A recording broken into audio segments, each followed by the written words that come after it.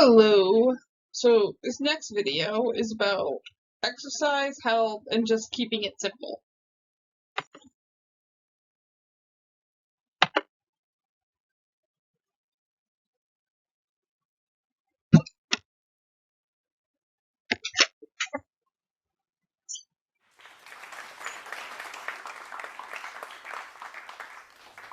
At one point in our lives, we've made an assumption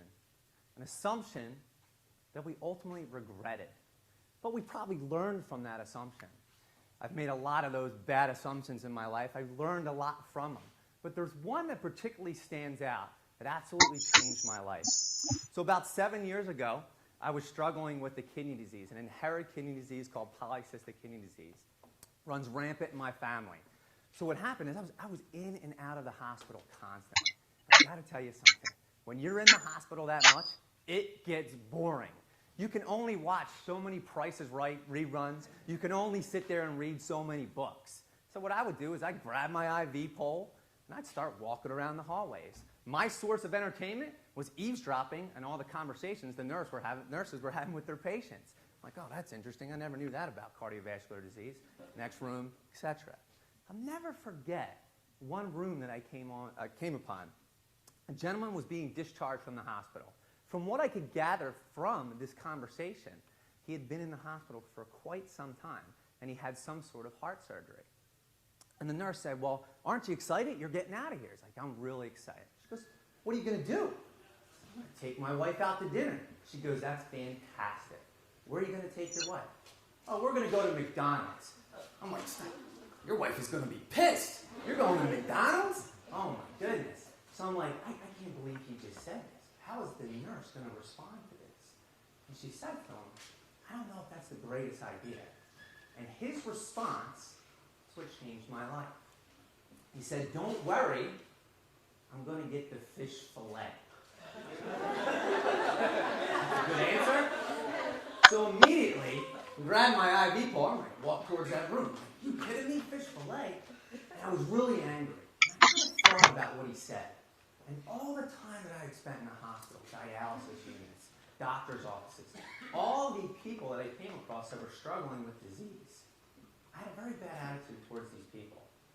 Because I knew a lot of them were there because the choices they made in the foods they ate and the inactivity in their lives. But that was not a good thing for me to do. It was a very bad attitude because my background is in health and exercise science.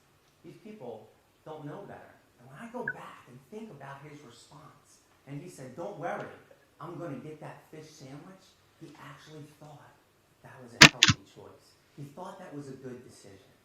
And that's when I said, you know what? If I recover from what I'm going through, my goal is to reach as many people as possible to make sure they understand the simple aspects of nutrition and exercise and how they can change our lives. Listen, I want to change a lot of lives. With 315 plus million people in the U.S., that's a lot. What's interesting, 117 million of those people have one or more chronic diseases that could have been offset if they chose better foods, if they moved around a little bit more. 1.5 billion people are either obese or overweight. Listen, I could talk statistics all day, numbers all day, but I don't want to talk about that. There are many variables that we can do to change this. I want to talk about one, and that's how we get our information and how to keep that information simple. Listen, we hear about nutrition and exercise every single day. We see it on social media, out with friends to dinner, we talk about it, news, magazines, whatever it may be, we hear about what's right, what's wrong, etc. And then you have all the experts, all right? I put that lightly, experts, okay? Ultimately, these experts are pushing supplements. They're pushing extreme ways to exercise, etc. Often, they're making things more difficult, and often, what they preach is not evidence-based. There's no scientific literature to support it. Ultimately, they're getting something out of it, all right? But when we take away, it's not simple. They're making things way too difficult.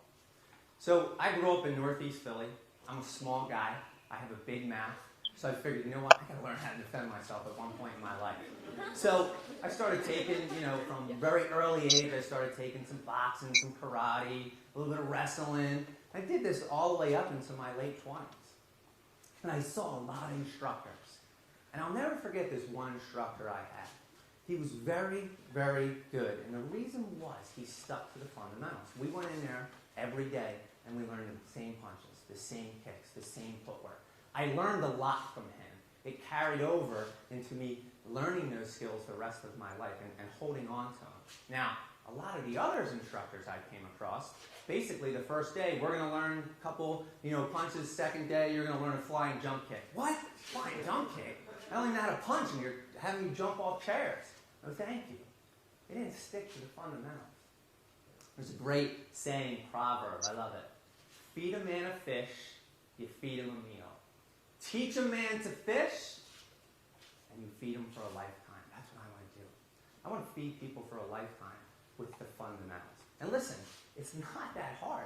If you go to ShopRite, all right, today, I'm going to get you strawberries. I'm going to put down the strawberry Pop-Tarts. Congratulations. You made a fantastic decision. If you decide to get the oatmeal over Captain Crunch, that's a terrible decision. Captain Crunch is the best cereal on the face of the planet. You see where I'm going. We can keep this pretty simple. But unfortunately, what makes nutrition specifically so hard to understand, so hard to grasp, is the diets out there. Everyone at one point in their life has been on a diet. And unfortunately, diets make things difficult. Diet is like religion nowadays. You see something about diet on social media every single day. On the news, every single day. And I hate to admit this, but they work. And the reason they work is there's some set principles. One, it's structured. It's more structured than we normally eat.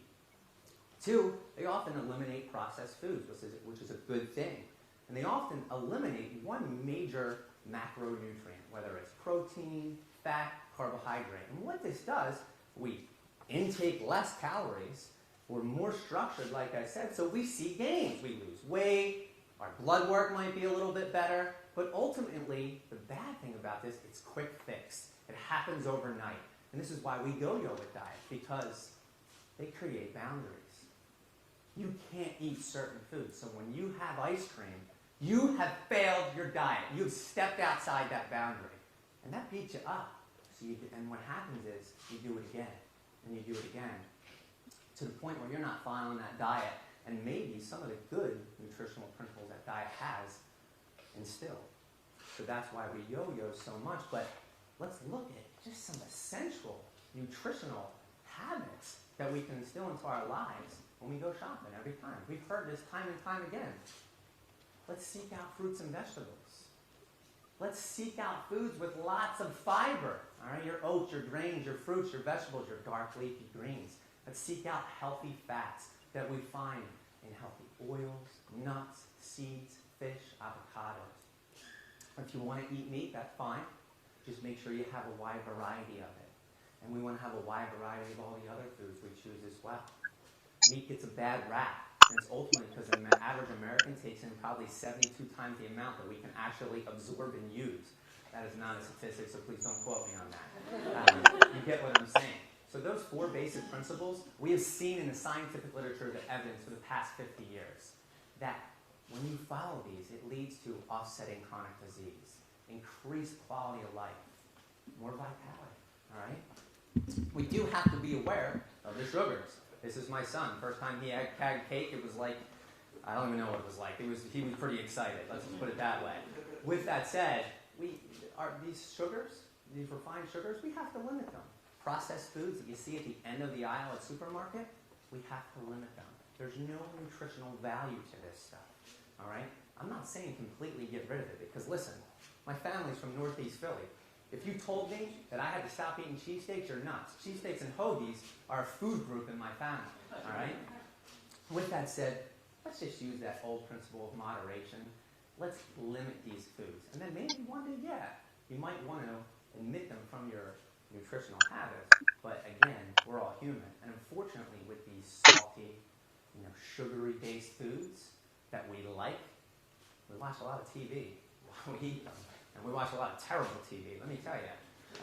So with that said, the average American is spending 9.5 hours a day, plus looking at their phone, on the computer, or watching TV. The average American spends 160 minutes in front of the TV a day, but they spend less than 20 minutes in a kitchen preparing food. Martha Stewart is pissed. If she found out you were only spending 20 minutes in the kitchen a day, she's not happy, all right? And what else does this cause? Inactivity. We're not moving. We're not moving at all. We need to get out and move more, all right? Because we have a lot of things that ultimately just set us up to sit down and sit down a long time.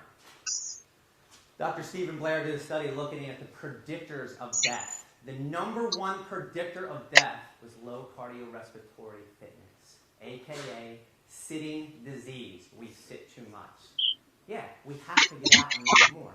I'm not telling you have to run a marathon, all right? I'm saying you need to get out 30 to 45 minutes a day and move, all right? Walk your dog, ride a bike.